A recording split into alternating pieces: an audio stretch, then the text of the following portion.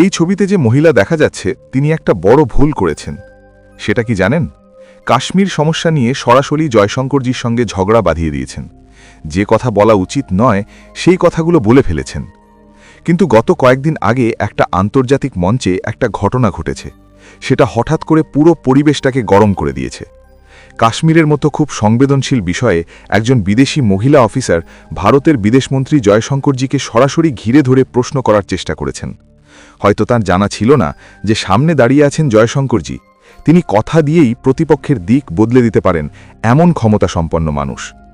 তাই তিনি যে ভুল অনুমান করেছেন তার জন্য পুরো গল্পটাই উল্টে গেছে। বন্ধুরা, এটা খুব বড় একটা উন্নয়নের বিষয়। এই ভিডিওতে আমরা এটাকে পুরোপুরি বুঝে নেব, কিন্তু তার জন্য আপনাদের এই ভিডিওটা শেষ পর্যন্ত অবশ্যই দেখতে হবে। আসলে এই পুরো বিষয়টা শুরু হয়েছে পাকিস্তানের বিদেশমন্ত্রী ইশাক দার যখন তুরস্কে সফরে গিয়েছিলেন। সেই সফরের পিছনে আসল উদ্দেশ্য কি তা স্পষ্টভাবে জানা যায়নি, কিন্তু পাকিস্তান মিডিয়া যা বলছে কোনো সাহায্য আর সমর্থনের জন্যই এই যাত্রা হয়েছে। সেই সফরের সময়েই ইশাক দার তুরস্কের সেক্রেটারি দালমার সঙ্গে বৈঠক করেন। মিডিয়ার সামনে আসতেই তাদের কথা হঠাৎ কাশ্মীরের দিকে ঘুরে যায়। সেখানে তিনি পাকিস্তানের কথায় পুরোপুরি ডুবে গিয়েছেন বলে মনে হয়েছে। ভারত সম্পর্কে তার যে মন্তব্য আর অভিযোগ করেছেন সেগুলো বাস্তবতা থেকে অনেক দূরে। তাছাড়া সেগুলো কূটনৈতিক মর্যাদাকেও লঙ্ঘন করেছে বলে মনে হয়। ভারতের গণতন্ত্র আর কাশ্মীর নিয়ে তিনি যে কঠোর কথা বলেছেন সেগুলো সরাসরি ভারতের সার্বভৌমত্বকে আঘাত করেছে। এখানে একটা বিষয় স্পষ্ট হয়ে গেছে, এটা সাধারণত থেমে যাওয়ার মতো সমস্যা নয়। এটা শুধু একটা দেশের রাগ নয়, ভারতের বিরুদ্ধে প্রকাশ্যে দেওয়া চ্যালেঞ্জ। এটা এমন চ্যালেঞ্জ যখন প্রকাশ্যে দেওয়া হয় তখন তার জবাবও একই শক্তি দিয়ে আসতে হবে। তাই এখন সবার দৃষ্টি ভারতের দিকে ঘুরে গেছে। এই বিষয়ে ভারত কী ধরনের প্রতিক্রিয়া দেখাবে সবাই সেটা অপেক্ষা করছে। মিডিয়ার সামনে আসার পর সেই তুরস্কের সেক্রেটারির কথা আরও কঠিন হয়ে গেছে। কাশ্মীর সমস্যায় ভারতকে সরাসরি আক্রমণ করেছেন। ভারত গণতন্ত্র নিয়ে কথা বলে বলেছেন, কিন্তু বাস্তবে কাশ্মীরের নিজের সেনাবাহিনী দিয়ে যুবকদের এনকাউন্টার করছে। তার কথা অনুযায়ী সেই যুবকরা কোনো অপরাধী নয়, তারা শুধু স্বাধীনতা চাইছে। এমন কথা দিয়ে ভারতের নিরাপত্তা ব্যবস্থা আর সেনাবাহিনীর ভূমিকা নিয়ে গুরুতর প্রশ্ন তুলেছেন। এতেই থেমে থাকেননি। ভারতকে ইসরায়েলের সঙ্গে তুলনা করে বলেছেন, গাজায় ফিলিস্তিনিদের ওপর বোমা ফেলা হচ্ছে যেমন, কাশ্মীরে ভারত বল প্রয়োগ করছে। এই তুলনার পিছনে উদ্দেশ্য খুব স্পষ্ট, সেটা হলো আন্তর্জাতিক মঞ্চে ভারতকে দমনমূলক দেশ হিসাবে চিত্রিত করা। বিশ্বের বড় সংস্থাগুলো ভারতের দিকে কোনো পদক্ষেপ নিচ্ছে না বলেও ইঙ্গিত দিয়েছেন। ভারত যে কঠোর পদক্ষেপ নিচ্ছে সেটা গ্রাহ্য করছে না। এভাবে বলতে বলতে আরও এগিয়ে গেছেন। তাদের দেশ কাশ্মীরের মানুষের পাশে দাঁড়াবে বলে প্রকাশ্যে ঘোষণা করেছেন। ভবিষ্যৎ নিয়ে বলতে গিয়ে একদিন কাশ্মীরের মানুষের স্বাধীনতা অবশ্যই আসবে বলেছেন। সেই পথে পাকিস্তান তাদের সাহায্য করবে। তুরস্ক নিজেকে পাকিস্তানের বড় ভাই হিসেবে দেখিয়ে সব ধরনের সহযোগিতা দেবে বলে প্রতিশ্রুতি দিয়েছে। সবচেয়ে তীব্র মোড় এখানেই এসেছে। সেই সহযোগিতাকে শুধু রাজনৈতিক সমর্থনে সীমাবদ্ধ রাখেনি, প্রয়োজনে অস্ত্র সরবরাহের মতো সাহায্যও করতে পারে বলে ইঙ্গিত দিয়েছে। এই কথাগুলো ক্যামেরার সামনেই বলা হয়েছে, তাই এই বার্তা পুরো বিশ্বে ছড়িয়ে পড়েছে। এখানে একটা বিষয় স্পষ্ট হয়ে গেছে, এটা শুধু কথার যুদ্ধ নয়, ভারতের বিরুদ্ধে একটা স্পষ্ট লাইন টানার চেষ্টা। এটা এখন পুরো পরিবেশ পুরোপুরি বদলে গেছে। কূটনৈতিক সীমা লঙ্ঘিত হয়েছে। ভারতের আত্মসম্মানে সরাসরি চ্যালেঞ্জ ছুড়ে দেওয়া হয়েছে। এমন প্রকাশ্য উস্কানির জবাব ভারত কিভাবে দেবে সবাই সেটা অপেক্ষা করছে, কারণ এখন আর চুপ করে থাকার সুযোগ নেই, সবাই জানে। বন্ধুরা, এই প্রকাশ্য উস্কানির পর ভারত থেকে যে জবাব এসেছে সেটা পুরো আলোচনার দিকটাই বদলে দিয়েছে। বিদেশমন্ত্রী এস জয়শঙ্করজি কোনো আবেগ না দেখিয়ে পুরোপুরি শান্তভাবে আর ঠান্ডা মাথায় কথা বলেছেন।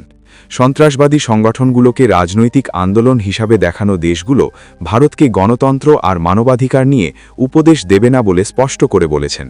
এটা সন্ত্রাসবাদ আর রাজনীতির মধ্যে পার্থক্য মুছে ফেলার চিন্তার উপর সরাসরি আক্রমণ। জয়শঙ্করজি আরও এগিয়ে গিয়ে তুরস্ক প্রথমে নিজের রেকর্ড দেখুক বলে পরামর্শ দিয়েছেন। সিরিয়ায় সন্ত্রাসী ক্যাম্পগুলোতে কিভাবে টাকা আর অস্ত্র আসছে সেটা মনে করিয়ে দিয়েছেন। সেই নেটওয়ার্ক এখন মধ্যপ্রাচ্য থেকে ইউরোপ পর্যন্ত ছড়ানোর চেষ্টায় আছে। এমন পরিস্থিতিতে ভারতের দিকে আঙুল তোলা মানে নিজেদের সত্য থেকে চোখ ফিরিয়ে নেওয়া।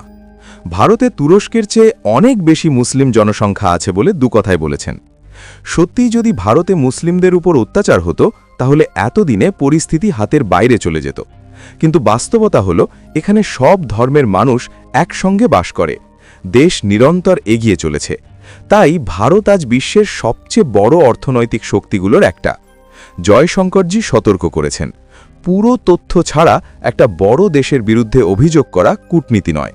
বিশেষ করে যদি সেগুলো পাকিস্তানের মতো দেশের প্ররোচনায় আসে, তাহলে আরও সমস্যা হবে।